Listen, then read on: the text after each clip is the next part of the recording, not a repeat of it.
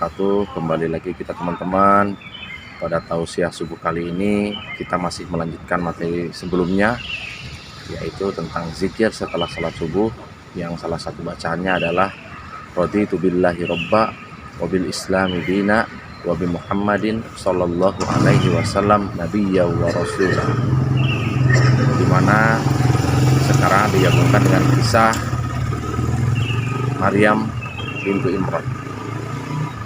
Bagaimana ceritanya? Mari kita sama-sama simak, mudah-mudahan bermanfaat bagi kita semuanya. Amin amin ya Allah ya rabbal alamin. Bismillahirrahmanirrahim. Assalamualaikum warahmatullahi wabarakatuh. Waalaikumsalam warahmatullahi wabarakatuh. Alhamdulillahirabbil alamin. Hamdan na'imin, hamdan syakirin, hamdan yuwafi ni'amahu wa yukafi mazidah. Allahumma lakal hamdu kama yanbaghi li jalali wajhikal karim wa 'azimi sultanik.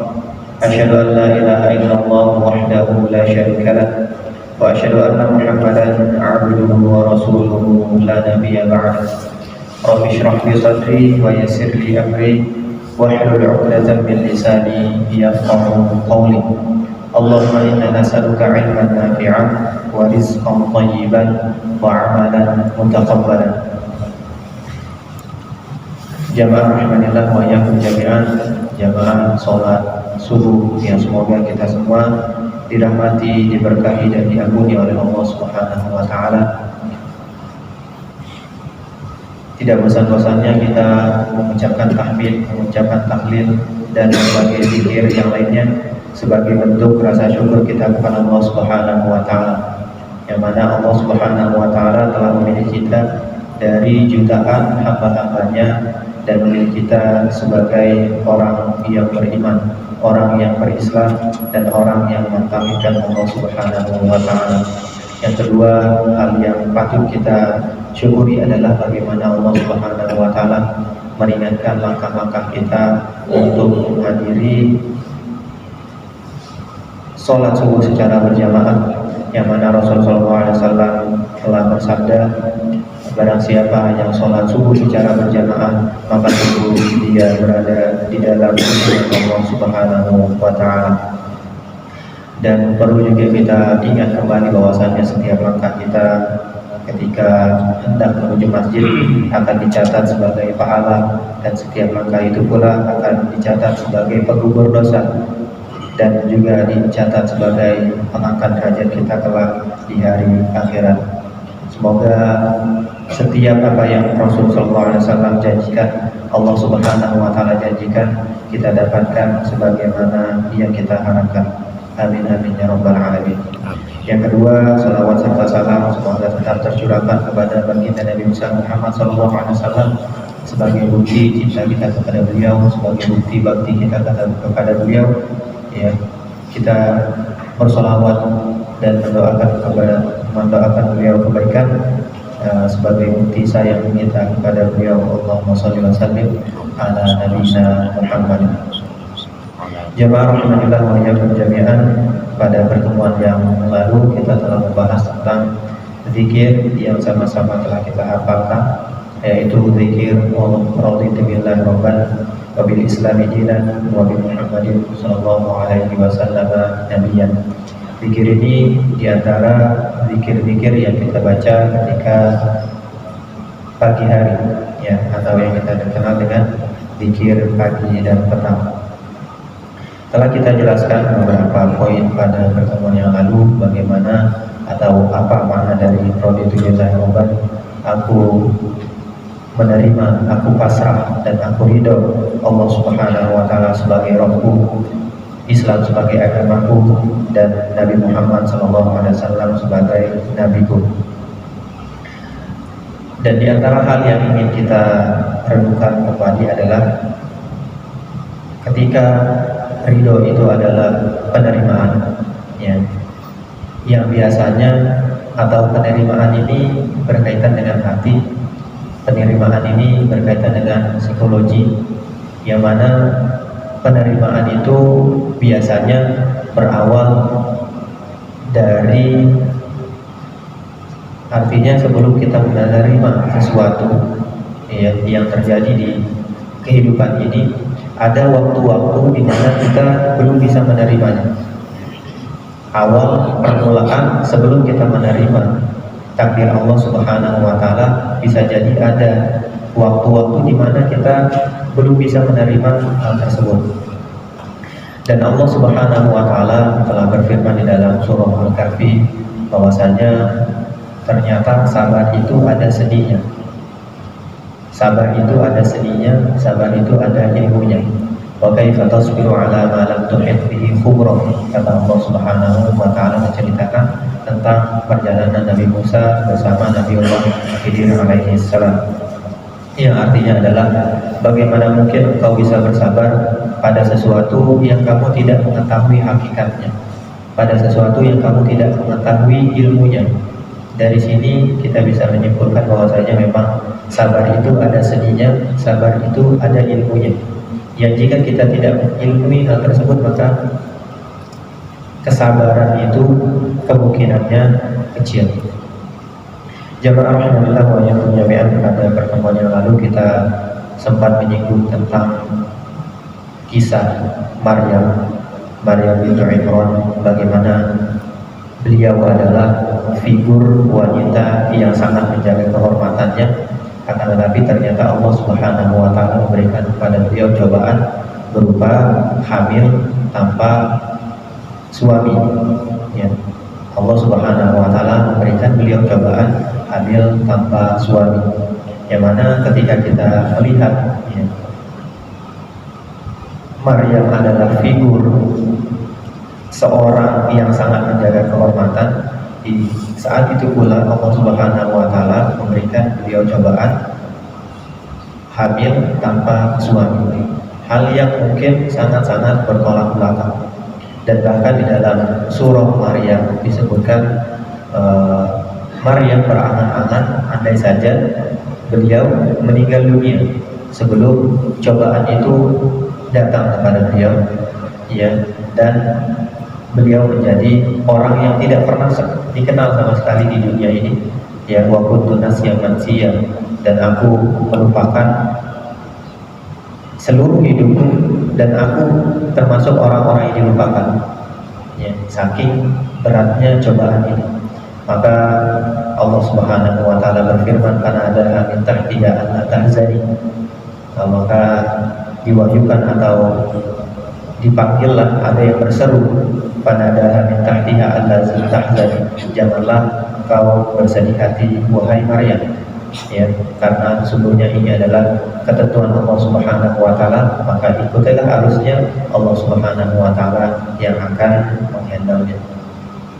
Jamaah rahmatillah wa iyyakum jami'an, kemudian kita pun mengetahui bagaimana kisah Maryam bintu Imran ini yang bersama dengan putranya yaitu Nabiullah Isa alaihissalam, Isa bin Maryam, bagaimana Allah Subhanahu wa taala menjadikan Nabiullah Isa bisa berbicara walaupun masih di dalam timbangan ibunya. Jamaah rahmanillah wa iyyakum jami'an, tentunya ketika kita mengetahui cerita bagaimana ketika Maryam itu melahirkan dan pada waktu itu beliau mengasihkan diri, ya, lalu balik ke Palestina membawa anaknya atau membawa Nabiullah Isa yang pada awal kepergian beliau menjauh itu adalah untuk beribadah kepada Allah Subhanahu wa taala. Jadi Maryam bintu Imran dahulunya tinggal di Baitul Maqdis, ya, berkhidmat di Baitul Maqdis dan memiliki suatu ruangan khusus untuk dirinya. Dan untuk lebih menghambakan diri kepada Allah Subhanahu wa taala, Maryam pun keluar ke tempat yang sangat jauh, mengasihkan diri benar-benar untuk beribadah kepada Allah Subhanahu wa taala. Ini yang diniatkan dan ini yang diketahui oleh masyarakat luas. Lalu bagaimana kiranya respon manusia atau respon masyarakat di Palestina ketika ternyata Maryam pulang dari tempat peribadatannya itu dengan membawa bayi yang pada saat itu tidak ada seorang pun yang mengetahui apakah Maryam pernah nikah atau bagaimana, ya. Akan tetapi Allah Subhanahu wa taala mewahyukan kepada Maryam, jangan bicara, jangan menjelaskan, karena memang engkau tidak akan bisa menjelaskan kepada manusia hal tersebut. Ya, di dalam surah Maryam yang disebutkan fa imma tarayinna minal bashari ahadan faquli inni nadartu lirrahmani shawman. Shawma di dalam ayat ini artinya diam saja. Apabila engkau pulang ke Palestina dan bertemu orang-orang mulai menanyakan dari mana anak ini, siapa anak ini, ya, dari mana kok bisa lahir anak ini, tugasmu hanya diam. Kata Allah Subhanahu wa taala, tugasmu hanya diam. Dan Maryam pada saat itu tidak mengetahui anaknya itu akan bisa berbicara. Artinya Maryam pada saat itu diperintahkan oleh Allah Subhanahu wa taala untuk pulang dan membawa bayinya.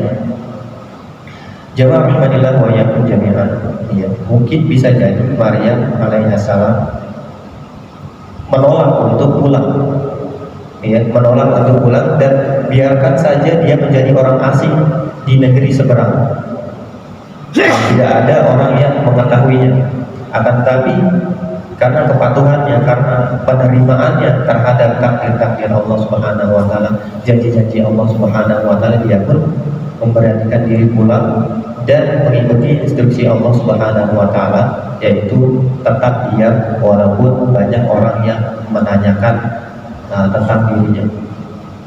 Jamaah rahmatillah wa iyyakum jami'an. Yang kedua adalah sebenarnya Maryam belum mengetahui bahwasanya bantuan Allah Subhanahu wa taala itu datang melalui anaknya, atau berbicaranya Nabi Isa itu adalah itu adalah cara Allah Subhanahu wa taala yang menjelaskan kepada manusia siapa Nabi Allah Isa ini. Yang mana ini adalah jalan keluar yang mungkin tidak pernah terpikirkan oleh akal manusia.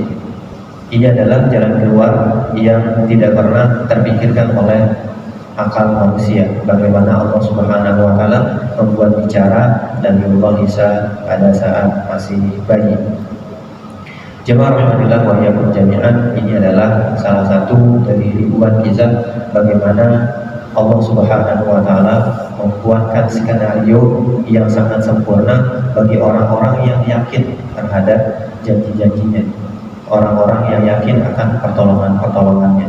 Hal yang sama juga terjadi dengan Nabiullah Musa alaihissalam ketika beliau keluar bersama Bani Israel ingin keluar dari Mesir, yang pada saat itu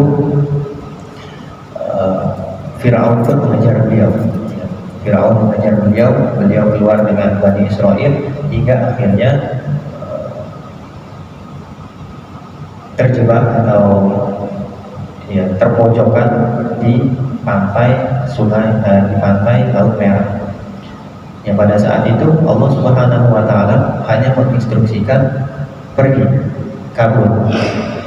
Dan pada saat itu pula Nabiullah Isa belum mengetahui bahwasanya jalan keluar yang akan Allah Subhanahu wa taala berikan baginya adalah di belahnya lautan. Artinya pada saat itu Nabiullah Isa hanya mengikuti instruksi dari Allah Subhanahu wa taala. Apa yang Allah Subhanahu wa taala firmankan langsung dilaksanakan. Kemudian sebagaimana yang telah kita ketahui bersama, Nabiullah Isa terpojok di pesisir Laut Merah. Dan di dalam Al-Quran disebutkan hatta ayatnya adalah taro al-jama'ah, dua kubu ini sudah saling melihat, ya. Nabiullah Isa bersama Bani Israel sudah melihat Fir'aun dengan bala tentaranya yang menyusul mereka. Innalah mudrakun, kata orang-orang yang beriman atau kata Bani Israel, ini pasti kita udah ketangkep ini, ya, kata yang pasrah. Akan tapi lihatlah jawaban Nabiullah Musa alaihissalam, kalla inna ma'iya rabbi sayahdin. Sekali-kali tidak, kita gak bakal kalah, karena sesungguhnya Allah Subhanahu wa taala bersamaku dan Allah Subhanahu wa taala lah yang akan memberikan kepadaku jalan keluar. Maka pada saat itu pula Allah Subhanahu wa taala memerintahkan Nabiullah Musa untuk mengumpulkan tongkatnya ke laut. Ya, pada saat yang genting itu barulah Allah Subhanahu wa taala mewahyukan kepada Nabi Musa untuk mengumpulkan tongkat. Jamaah rahimanillah wa iyyakum jami'an, lihatlah bagaimana Allah Subhanahu wa taala memberikan jalan keluar dengan cara yang tidak disangka-sangka oleh manusia. Yang mana bisa saja Allah Subhanahu wa taala mentakdirkan ketika Nabiullah Musa alaihissalam dan para Bani Israel tiba di pesisir pantai, sudah ada kapal di sana. Bisa saja Allah Subhanahu wa taala mentakdirkan hal tersebut. Ada kapal langsung digunakan untuk menyeberangi lautan. Dan itu memang yang lebih mungkin daripada Allah Subhanahu wa taala membelah lautan pada saat itu. Akan tetapi Allah Subhanahu wa taala dengan segala kebijaksanaannya telah mentakdirkan hal tersebut, dan sebagai pelajaran bagi orang-orang yang beriman, yang mana intinya adalah ikutilah instruksi dari Allah Subhanahu wa taala, serahkanlah semuanya kepada Allah Subhanahu wa taala, terimalah apapun yang Allah Subhanahu wa taala instruksikan, apapun yang Allah Subhanahu wa taala takdirkan, dan serahkanlah semuanya kepada Allah. Allah Subhanahu wa taala yang akan memberikan kepada kita jalan keluar dengan jalan yang sangat luar biasa. Jamaah rahimanillah wa iyyakum jami'an, saya kira demikian. Mohon maaf jika terlalu panjang. Kita tutup dengan doa kafaratul majlis. Subhanallahumma wa bihamdika, asyhadu an la ilaha illa anta, astaghfiruka wa atubu ilaik. Wassalamualaikum warahmatullahi wabarakatuh. Waalaikumsalam warahmatullahi wabarakatuh.